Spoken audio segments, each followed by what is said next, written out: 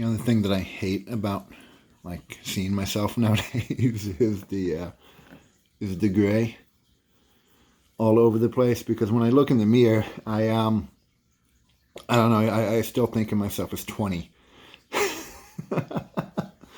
Anyway, and then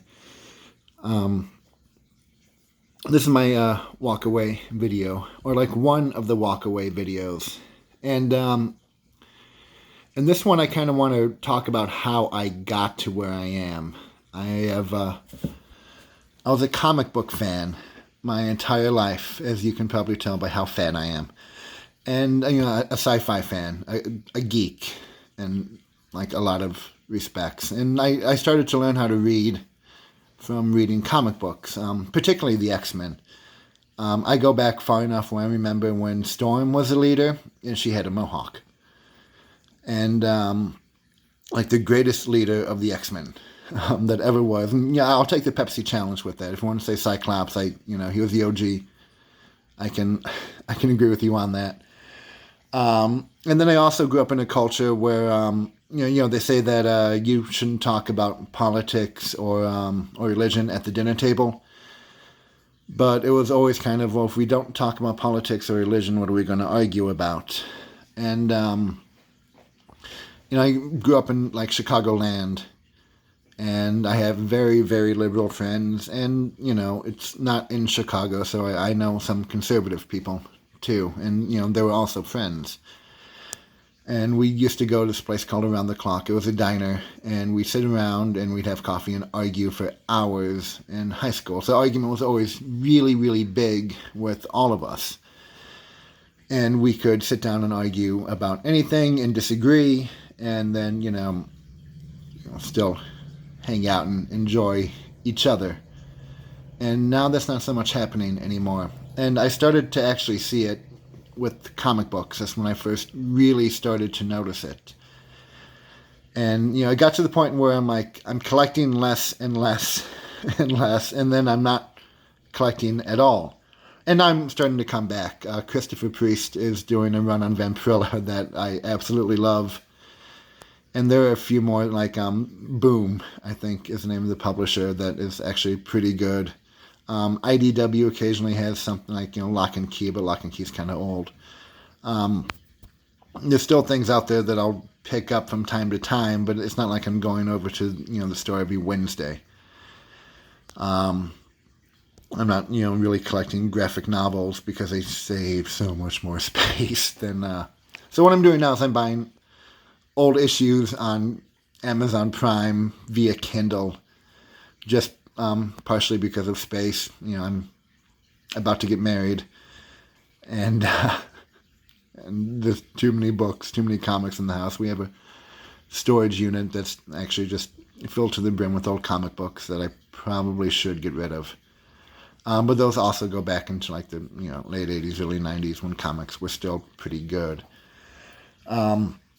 But what I started to notice it there first. Because if you're part of the whole sci-fi geekdom thing, there are names that and that you almost hold in reverence. Ellen Ripley is one of them. Sarah Connor is another one. Usually if you're part of sci-fi geekdom, they cancel the Sarah Connor files way too soon, especially when you're weighing that against... I think it was Terminator Salvation that was out at the time, so you had your choice in between, the Sarah Connor Chronicles, which were good, and Salvation, which was absolutely awful. And then later on they had Genesis, which was even worse than Salvation, and now Dark Fate that I didn't bother to see until I saw it for free. But Ellen Ripley, Sarah Connor, Aaron Soon from Farscape. These are all people that Storm from the X-Men. All people that you cherished in sci-fi. Like they were amazing, amazing characters, and everyone in geekdom really, really loves them. But sometime around 2016. They became kind of persona non grata, and this is where I first started to see it. Suddenly, if you didn't like Captain Marvel, no, this is like 2018 Captain Marvel, but if you didn't like the new female characters, you were racist and misogynistic. And if you put Buffy, Buffy's another one, Buffy or Sarah Connor or Ellen Ripley or Aaron Soon above any of the new female creations, you were misogynistic and racist, even though they were both females. Even though, like, they're all women. But for some reason, I guess, the old ones, the ones that came out in the 80s and 90s, they weren't as PC as the new ones, so you weren't supposed to like them. You were only supposed to like the new ones. And then I remember Luke Cage is like one of the coolest people Marvel has ever created. So I saw an issue of Black Panther and the Crew, written by Ta-Nehisi Coates, who is probably one of the most racist people on the face of the earth. And whatever, Luke Cage, I picked it up. It was led by Black Panther. No one actually really cares about Black Panther. Everyone loves Storm and Luke Cage. So, of course you're going to buy it. It has Storm in it. It has Luke Cage in it. It's a done deal. And the plot was about freeing Harlem, New York, from white people. And they made Storm a racist. Not only a racist, but she's walking around thinking racist things. And that is not Storm. That's not the Storm that I grew up with. So when you complain about it, though, I believe, what's his name? I started watching him like last year. Your boy Zach calls them the Milkshake Crew. When you push back on it, the Milkshake Crew, the editors at Marvel, instantly fall back to racist and misogynist. And then that started happening with everything. You can, if you wrote to Marvel and complained that they made Captain America an agent of Hydra, which is basically making Captain America a Nazi, they call you a racist in response. So I'm like, okay, I'm not going to read Captain America anymore. I don't care who's the new Captain America. You don't make Steve Rogers an agent of Hydra. You don't make him a Nazi. So then you stop buying that, and especially since Marvel will call you a racist for complaining about it. They'll call you a racist for pushing back against making Storm a racist. And then it went over to the Ghostbusters remake, where everyone was expecting, especially if you did the Wednesday pilgrimage, everyone was expecting another Ghostbusters, or demanding, rather, not really expecting, demanding another Ghostbusters movie, a Ghostbusters 3, and they wanted the original cast to pass down the torch. And I think if they would have made that, no one would have complained, even if they made them passing down the torch to all women. But instead they rebooted it, which people are going to instantly complain about to begin with. They're not going to like a reboot.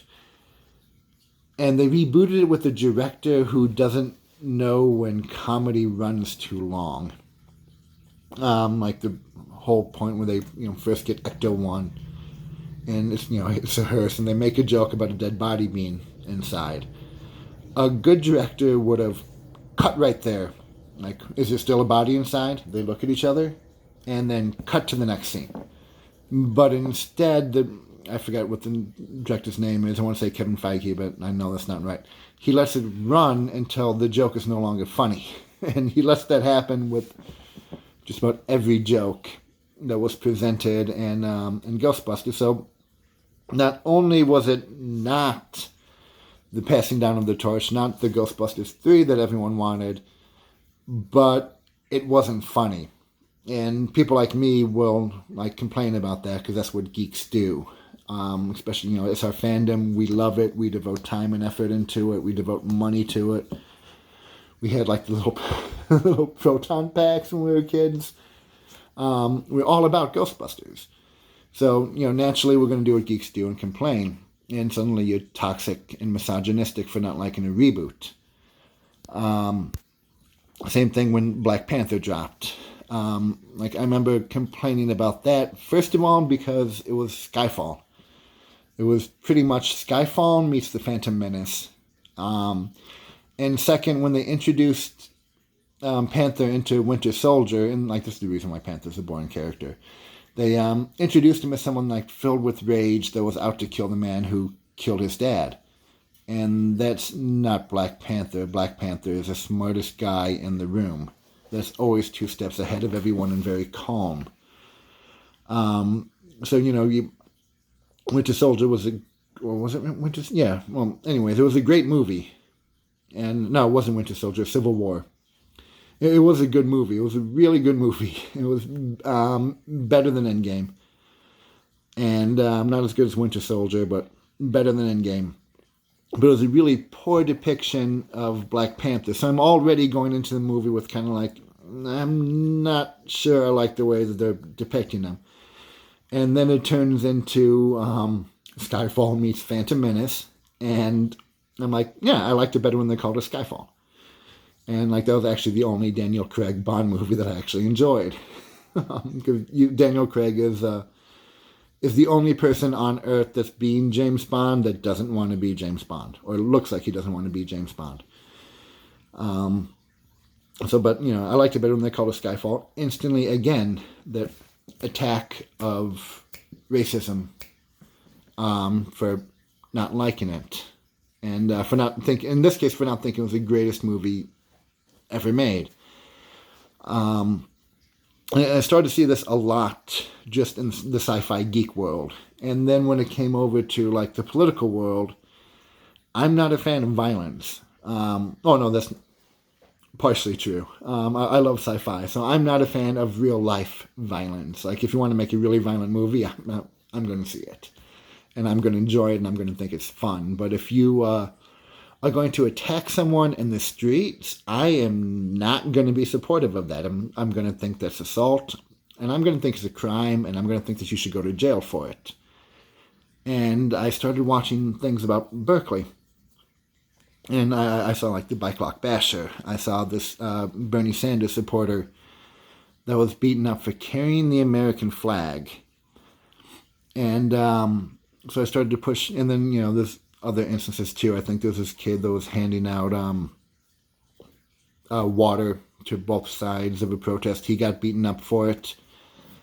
And so I started to push back. I'm like, listen, and like the political groups that I'm part of on social media with my friends who were on the left like me at the time. I voted Obama. I voted Sanders. And then I reluctantly voted Hillary. And that's like the one vote that I've cast that I really, really regret casting. But, at the time I'm like, well, I'm just doing my duty as a good Democrat. Now I'm really, really ashamed of it. I start talking to them like, this is wrong. Like first of all, this is like, I'm pro free speech. I have a degree in history. I used to be a history teacher. I don't think there's anything more important to a free society than the freedom of speech. And what these people are doing is they're using violence to suppress speech. And you can't do that.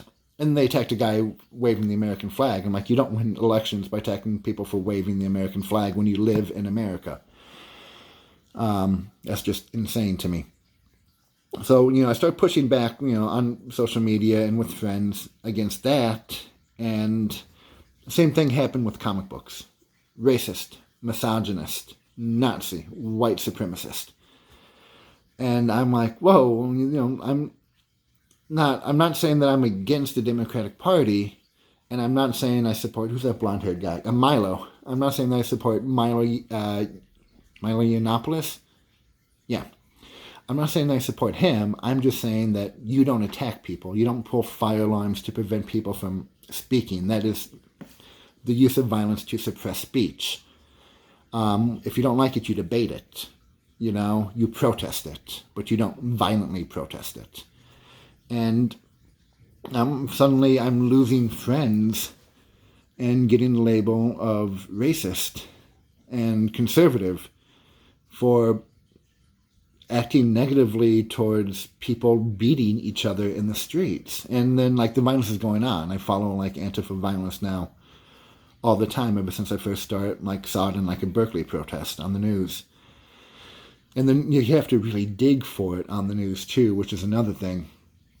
Like, I've got a buddy who's moving down, who lives down in Texas now, and he's convinced that it's not happening because he doesn't see it on the news, because you do have to dig. But it's systemic. I mean, there was just a guy who drove a car into a voter registration booth in Florida, an adult that, like, slapped a 15-year-old, I can't remember if it was a boy or a girl that got slapped, but for, like, not being on the left. And, like, that to me is, like, just insanity. And then to defend that and support it is insanity. And, you know, we live in America. America has actual free speech. Like, I can go out and I can say something horrible about the president, and it doesn't matter which president it is, and that's my right. The government can't do anything about it. And Oliver Stone can make actually a pretty horrible movie. Oliver Stone's gone downhill.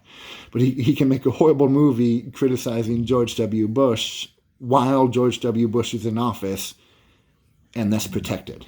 And that will be aired in the theaters because we have the First Amendment. That is, like, what separates America from the rest of the world.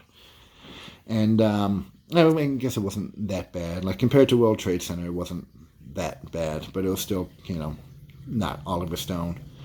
And then Snowden was like Oliver Stone in name only. It had an Oliver Stone cast, but anyway, I'm rambling, but it didn't have, like, Oliver Stone kind of cuts and coolness.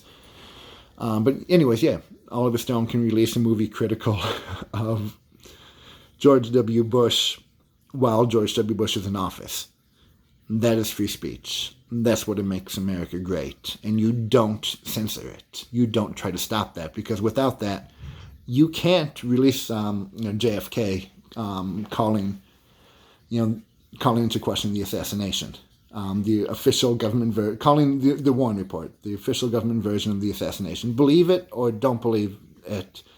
You can think Stone is a madman, but without the First Amendment, you can't release a movie like that and get the debate going into the world. You can't release a movie like W when W is in office, especially since W is critical of him. Without, like, the First Amendment, you don't get movies like that. You don't get speech like that. You get, you get propaganda. Like, you get state-sanctioned propaganda. And then I remember, and actually I have it over here. It was one of the things that I wore around all the time when I was protesting the Bush administration. Because one of the things that, like, you know, I still firmly believe was that George W. Bush was one of the absolute worst presidents that the world has ever seen. So I used to wear around this, and, you know, it says, "Dissent gave birth to this nation."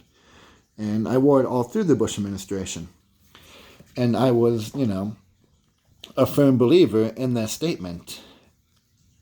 Only now, and it was a very leftist statement at the time, too. And I was a very leftist individual. And now what I'm seeing is that the left is not really supporting the fact that dissent gave birth to this nation, and it did. Either the founding fathers hung together, or they would hang individually, but in either case, they were dissenting against the crown. And yeah, now the left is, you know, they don't support that freedom of speech, that diversity of thought that they used to. And like the comic book world, the moment you disagree with them, they try to silence you. They try to silence you into submission and suppress your speech, either through use of physical force or through just sheer bullying. And because of that, I kind of felt ostracized from the left, because free speech is a huge issue for me. And then after all of that happened, I started to see hypocrisies. I reluctantly voted for Hillary after I voted for Sanders, and Sanders won the election. And then they start calling Trump corrupt. And then I remember a few instances where Iran attacked, I believe it was a U.S. merchant ship and then a UK merchant ship, and Trump didn't instantly respond, and the left called him weak on terror, called him weak on war. And then a week later, like, I swear to God, this is almost 7 days later, Trump says harsh words to Iran, and they go from saying that he's weak on war to he's going to start World War III. And they're saying that at the beginning of the election too. So he's going to start World War III. He's going to drop the nuclear bomb. He's weak on war. A week later, he's back to going to start World War III. And it's like they forgot. They collectively forgot what they had said only a week ago. Another thing is, like, you just pardoned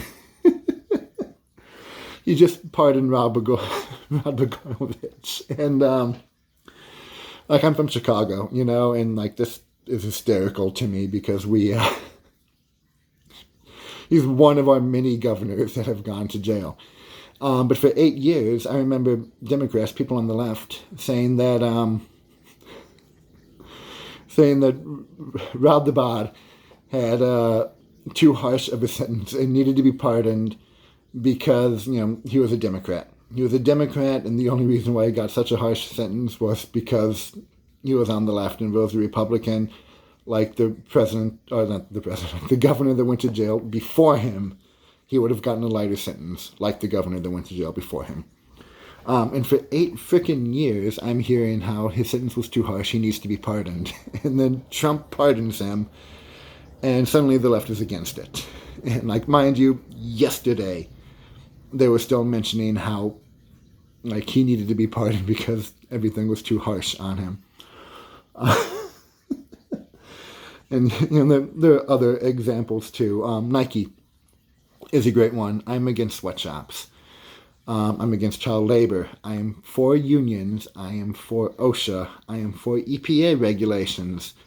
So I am against Nike. And I remember watching Capitalism Love Story by Michael Moore. And he specifically calls out Nike for all of those things that I'm against in Capitalism A Love Story. And the left was all for it. Like, yes! But then Colin Kaepernick kneels during the national anthem. So Nike makes him their new corporate spokes entity. And now if you're still against Nike for the sweatshops and the OSHA violations and the EPA violations, and exporting American jobs abroad to undermine unions, now the left is against it. Now you're racist suddenly, because, like, that's their go-to to try to shame you into agreeing with them. When up until they made Kaepernick the corporate spokes entity, you were supposed to be against Nike. And the same thing, like with Capitalism Love Story as a whole. Michael Moore was rallying against exporting U.S. jobs abroad to sweatshops overseas. He made a really stern point about that. In fact, there's another liberal documentary that I love, and I still love, it's called The Corporation. They make the same point. Noam Chomsky makes that point. Howard Zinn makes that point. Bernie Sanders made that point. Trump pushed back against exporting American jobs. And, like, what happens when you do it is you're forcing union labor, or you're forcing unions out, you're nullifying unions, and then you're forcing American labor to compete against sweatshop labor abroad, which they can't do, so that lowers the pay for everyone in the country. And it was a very, very liberal, very leftist thing to be against all of that. And then Trump is against all of that, and then suddenly that becomes an alt-right, neo-Nazi, white supremacist, misogynistic Russian bot thing to support. Boomer is a new one. And I'm looking at this and, like, wait a minute. You guys were arguing, like, for what Trump is doing only 10 minutes ago. And they're like, no, we're not. I'm like, no, look at Capitalism Love Story. and then, conversation shuts up, you're a Nazi. And the entire, there's a hypocrisy there on the left that, is going along with it, and the comeback is always Nazi, racist, Russian bot, boomer. They have a meme for it. And when you argue with them, you can almost tell, you can preempt what they're going to say, because the reactions are also almost uniform, like a group think. So you can say, now here's what you're going to say, and then they will actually say it. So you notice all of this going down, and it's a very, very hard thing to support anymore. Free speech, and to me, a lot of it is free speech. I don't care so much about the socialist argument, because some socialist policies I do support, but it's a free speech argument that really got me on it, and how they're using and I used to think the race card was just Republicans complaining, but no, they're using the race card on everything. And I remember after Dave Chappelle did his Sticks and Stones, the first article I read about it from the left-wing media was calling him a racist. And, Dave Chappelle is black. And then calling him a conservative. And anyone that grew up watching Dave Chappelle in the 90s, he's the furthest thing from a conservative. He's really far from conservative. The same thing with Candace Owens. When I first started hearing about her, I had no idea she was black. I literally thought she was as white as Ann Coulter because of, what the left was accusing her of. And then I think I caught her on the Rubin Report, or it could have been Joe Rogan. And she's black. So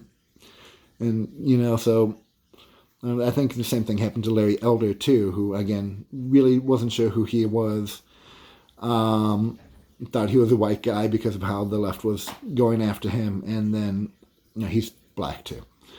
But the race card doesn't just you don't have to be white to be a white supremacist anymore. Now you can be black and be a white supremacist, which is mind-boggling to me. And then there's almost a racism there too. I'm married to a black woman. Actually, I will be married to a black woman in March. And what I'm noticing is, first of all, I'm losing a lot of my leftist friends, but, the friends I had from childhood on the right are still there. And I've argued with them for 20 years, and they're not calling me racist or whatever. And they're treating my wife with the utmost respect. Contrary to that, I've had friends that for the same amount of time I still hang out with, because, we grew up in a small town. We all moved out to Chicago. One by one, and, that circle just kind of continued. The ones on the left, though, are starting to call me a racist. But what's even worse is, and there's a couple, they're married, and I'm not going to name names because he is a college professor. He's a professor of philosophy, bald-haired, hipster, idiot. They treat my wife with racial contempt. Because she's marrying someone that they consider racist. And I think, she's the one who pointed it out, dude, they are really racist. I'm well, they're staunch Democrats, though. They're very liberal, they're very progressive, they're very pro-diversity. And then she, I think she hit the nail on the, hit the nail on the head when she looked at me, and she's like, you know what, I think they don't like me because I'm black, and they think you're racist. And you know what? I think you're right. That is the only thing that makes sense, because, ever since they met her, they've been very racially antagonistic towards her. And these are the staunchest pro-diversity people that I know. And I don't socialize with them anymore. I only see them at get-togethers with my other friends who still socialize with them. And even those people I don't really see all that often because I feel ostracized, because I no longer agree with them, because I refuse to go and support Antifa and violence and the suppression of speech, which all of them were very pro-free speech under Bush, and now suddenly are against it. Anyway, that's how I got to, that's the real awakening. It started off with sci-fi geekdom and comic books. And then I saw the same relative attitude transfer over into like the political world. And at some point in like late 2017, early 2018, I'm like, well, I'm not a Democrat anymore. I still consider myself liberal, but now I'm not going to support the Democratic Party. I'm not going to support the left. I'm not going to support Bernie anymore or the progressive movement. Now I just consider myself a liberal Republican. I'm going to vote for Trump. I'm going to support the GOP only because, like, what they're doing is so much better than what the left is doing. Like, I'll trust Trump over someone that is calling free speech, the First Amendment, and the Bill of Rights in general obsolete. That I like. My line in the sand is free speech. And any attempt to censor it or prevent people from speaking freely, I find contemptuous, and I refuse to support it. Especially when that censorship is through an act of violence to suppress it. I don't support beating people up for having a different opinion. I support debating them. I don't support calling people racist at the drop of a hat. I support debating them. And first of all, if you can't debate them, then you're not intelligent enough to have an opinion. And, if you're not willing to debate them, you're not intelligent enough to have an opinion. And if your instinct is to hit them or try to suppress their political speech, you aren't American. That's not the America I grew up in. That's not the America I want to be in. So now, instead of being a liberal Democrat, I consider myself a liberal Republican. Like, I walked away. I'm voting red across the board for the first time in my adult life. And, and I'm from Chicago. And if someone from Chicago is going to if someone from Chicago is going to come out and say that they're, a conservative now, the left has gotten very bad. Because despite what Jeffrey Sillett says, despite what he says, if you put on a red hat and yell, "It's MAGA country" in Chicago, that's pretty much a death sentence. Nobody is going to do that. You're not going to be able to, like, right now, like, I'm going to post this, and then I'm going to be afraid I'm going to get fired. Because I'm not a Democrat. That's how far to the left Chicago is, and has always been. It was in my great-grandmother's will that she wanted to be buried in Cook County so she could still vote for Daley. This is a very leftist part of Illinois, which is actually a red state. If it wasn't for Chicago, but so now I'm terrified that I'm going to be fired because I'm not, and I can't. I don't talk about politics anymore around certain people because this is Chicago, and you're supposed to be a Democrat here.